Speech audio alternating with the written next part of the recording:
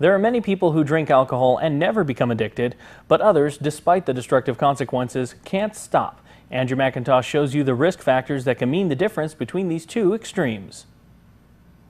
This health tip is brought to you by Humana. Visit our local office in the Pahrump Valley Junction Shopping Center or call 775-727-0871. Looking at these family photos, you wouldn't know that addiction nearly destroyed Amy Shields Olsen's world. I was writing suicide notes to my children. I would have blackouts where I wouldn't remember if I had fed them dinner. Amy became an alcoholic largely because she couldn't escape her genes. Dr. Marvin Sepelis says genetics is the #1 risk factor for addiction. Over 50% of the likelihood that a person's going to end up with addiction has to do with their genetic history.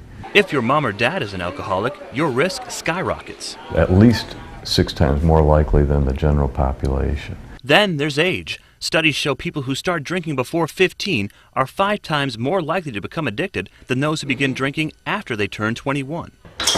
Another risk factor, tolerance, especially when people first use alcohol. It's the people that really can tolerate the alcohol that have the genetic predisposition and end up at higher risk. There are also protective genes that exist mostly in Japanese, Chinese, and Korean people who get flushed when they drink. And that actually will prevent alcohol use because they just don't like how it feels. Amy is now an addiction counselor. She hopes to pass down the knowledge she's learned to her kids, giving them the power to break the cycle. Everything I have in life today is as a result of making the decision to say I do need help.